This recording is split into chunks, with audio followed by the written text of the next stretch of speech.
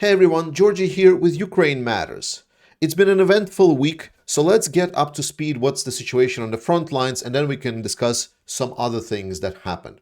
First things first, let's agree on what's the situation around Kosachi Lahiri, because a lot of Western media, for some reason, started completely believing Russian propaganda saying that this area here is cleared and there are no Ukrainians there, but if you start digging deeper enough, you find out that even in Russian war correspondent communities, they're having a big argument that, again, all of these mainstream Russian media outlets and bigger bloggers are coming out with these messages that the situation there is now been normalized, that Ukrainians supposedly have been pushed out, that everything is good, whereas in reality, the situation is good only on paper. So when you look on specialized bloggers, Russians that are knowing people that are actually writing about the situation there and trying not to follow some of the general common narratives in Russia, then you find out that no, situation then there have not really improved that much. Russia indeed have sent reinforcements. They had some success, but they are not controlling this area. Let's put it this way. There is a confirmation that Ukrainian units are still there in the area. Russians have not taken them out, but because Ukrainians are not really reporting on this the same way that they're not reporting around Antonovsky, we can certainly only guess how much forces they have put in there, what's the situation. What we do know, and I can confirm, is that Ukrainians are still active and the beachhead has not been removed, but it had not expanded in the positive direction as to push the Russians out. Additionally, around Robotyne, Ukrainians have been having a big success in their offensive south. Right now, reports are that there are battles in Robotyne and Ukrainians are pushing Russians out of it. They've also expanded a little bit to the east, expanded this direction between Robotyne and Verbove, and they're slowly working through the area towards the Russian front lines, towards the Russian defensive lines, deeper and deeper. Situation around Zavitne Bazhanye, just today got reported that Russians have it there really, really bad, that it's, as they were calling it, a little bit critical. So the situation here right now, we are experiencing what we already know, what we're going to experience. This is the same that I talked in my last review. Ukrainians have taken some significant village that was a significant on a media space or a strategical space, and Russians instantly respond with sending in counter pushes, counter attacks, and Ukrainians have been repelling a lot of those counterattacks. But since then, the Ukrainians are now applying a lot of pressure on Russians on the Zavitne Bazhanye area. One a little bit unfortunate episode that got the highlight, and this is important to know, was the Ukrainian column that got destroyed by Russians in this area right here when they were trying to attack to the east of Orozhaine, and that is how things are. There are a lot of discussions, there is a lot of problems in Ukrainian military. Ukrainian military is a mobilized military. What we always need to know is that there will not be any time during this war where one side will do all things right and correctly, and then the other side will always be doing things wrong. That is not how the war works. The war eventually is more of a who does less mistakes, who does less problematic, like sabotages himself even less. So when we're seeing something like this, that Ukraine gets caught and some people get killed and some good warriors, in this case it was Marines, that is unfortunately the reality of war. That is reality of war, that sometimes fuck-ups happen and sometimes some commanders might be incompetent and so on. That's why I would always say that we need to look at the bigger picture, because on a ground level, you cannot just take one single event that happened and extrapolate it. We see that you generally, if we put it to the events that we saw at the start of the offensive, that Ukrainians are learning, they are adapting, but it doesn't mean that this road of adaptation is going to be bumpless. And unfortunately for war, a bump in the road, as silly as it sounds, in reality is completely horrible, because that's unacceptable tactical mistakes that cost lives of actual Ukrainian defenders. That's the situation on that area. Around Bakhmut, here the interesting discussion that I've heard from certain experts here, they were saying that potentially Ukraine doesn't really want Russians to pull out of Bakhmut at this point, because we don't see Ukraine sending in additional reinforcements in the area. There is nothing that is happening there additionally, whereas we know that Ukraine is already engaging a lot of their other reserve forces in the southern area. We know that some of the reserve forces Ukraine has deployed to the northern area to resist Russian pushes. But on Bakhmut area, Ukrainians are not really deploying additional forces. So whatever movement was happening there and is still potentially happening is only happening with the forces that were already dedicated to the area. And Russians don't want to lose this because it plays a role. So right now, Ukrainians are benefiting from Russians just sending their troops and then be grinded down. At least that's from the expert discussion that I've heard about this, why Bakhmut direction is not being prioritized, mostly because they're saying that it's not as profitable in the end compared to what can be achieved on the south.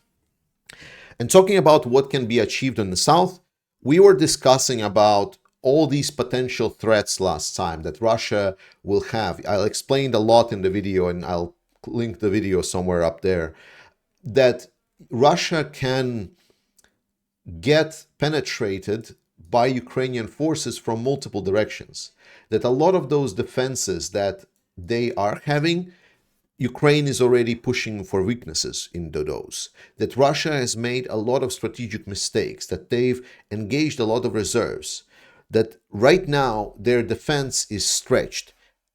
But the important thing that I believe was missed out, and I want to be very clear about this, is that it's all possibilities. I am not predicting a future. I cannot predict a future.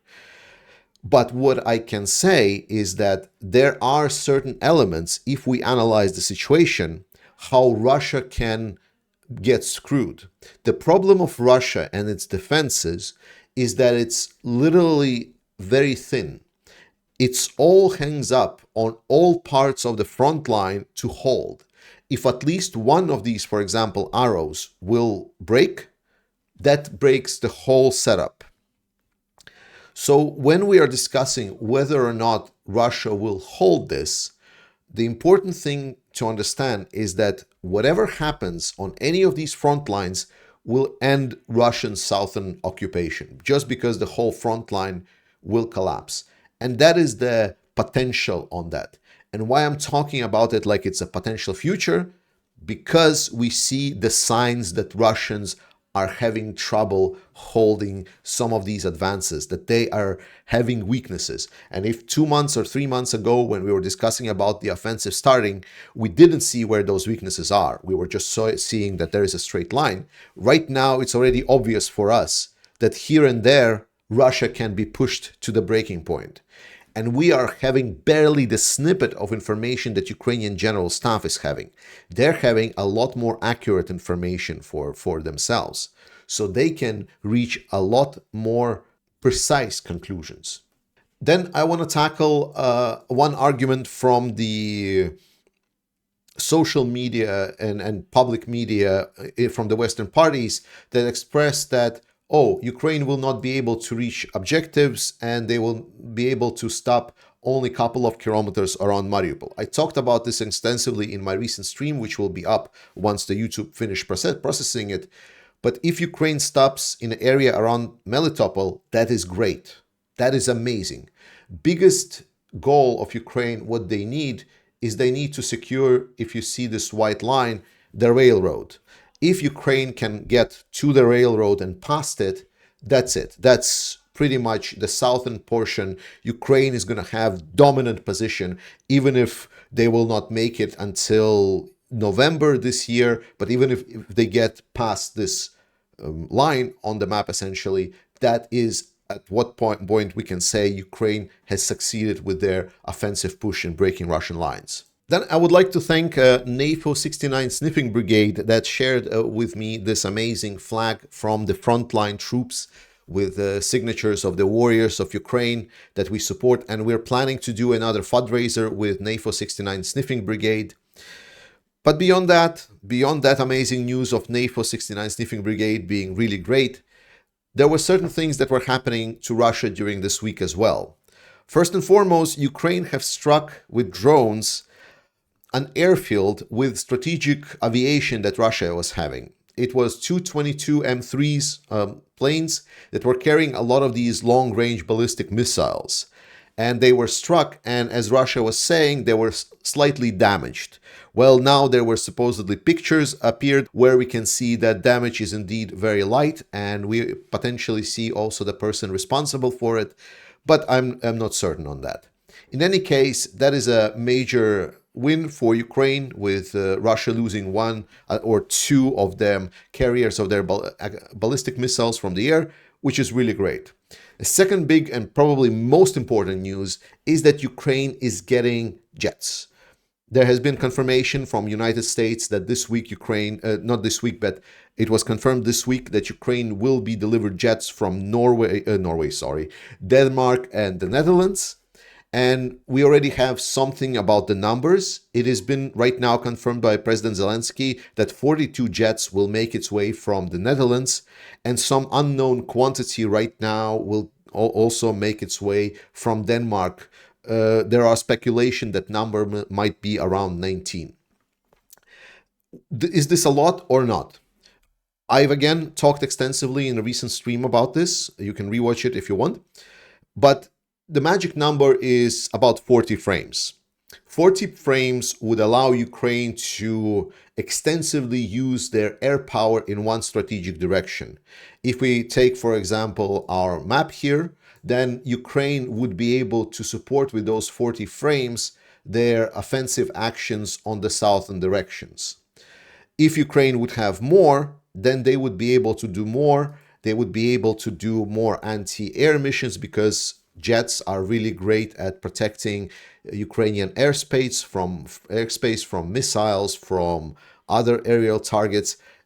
Obviously, 40 frames would not allow Ukraine to dominate the skies, but it's a great asset. It's all cumulative. Some people asked, why does the jets matter? Because it adds cumulative effects to everything else that you have.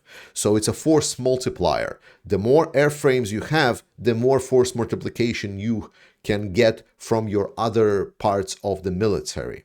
And that's why it's important. Is it enough for Ukrainian country to cover the whole country? No, not enough. And for that, you should watch a video by Anna Spach-Nielsen, a very nice Danish analyst. He's talking extensively about how many jets would Ukrainian military would like to have for a country the size of Ukraine, because Ukraine is huge. This is something we need to always underscore. And Ukraine is on its way to do so, hopefully, with now Denmark and Netherlands being the front runners of delivering Ukrainian jets, because close second is now the discussion with Sweden that potentially Ukrainian forces can look into acquiring some of the Gripens. And there has also been some discussions with Australia that they have some F-18 Hornets that they wanted to get rid of. Potentially they can end up in Ukraine. We don't know that. Those are things in the air. For now, the confirmed number is 42 F-16s going to Ukraine from the Netherlands after Ukrainian pilots finish their training. Ukrainians have already stated that F-16s have been already visiting Ukraine, that they know what kind of requirements they need for the airfields, and right now Ukraine is working heavily to create proper conditions to house and allow these jets to land. So good job, everyone. Good job, world. We finally might close the last requirements. It will be a great force multiplication for Ukraine, and Russia is going to find the hard way why modern weaponry of NATO air power is so good. Then another fun news was that Russia has lost their Luna 25 module. And this is an interesting topic to discuss because it's dealing with a lot of Russian mentality and their imperial perspective. And I will do this video very shortly on Global Matters channel, potentially tomorrow or the day after. So you should check out my second channel, Global Matters. It will be linked in the descriptions. And finally, as you know, this channel has reached 100,000 subscribers. So to celebrate that, we're doing a giveaway with some amazing Ukrainian goodies, such as Russian warship Go F Yourself magnets that you can have. They're wooden, they're really nice, sturdy. There are a lot of other ones. For example, these Ukrainian Armed Forces magnets as well, and some of my patches and some special thingies that I also will be preparing and adding them just a little bit later. What you need to do is just follow the link that I will post in video description and the first comment of the video. And if you have been donating to Ukrainian Armed Forces during the month of August all the way up to 15th of September, it will work. So save up your donations. If you donated to Ukrainian Armed Forces, save up that receipt and join the campaign. After September 15th, we're going to do it live to get prizes to you all who will win this. Support Armed Forces of Ukraine.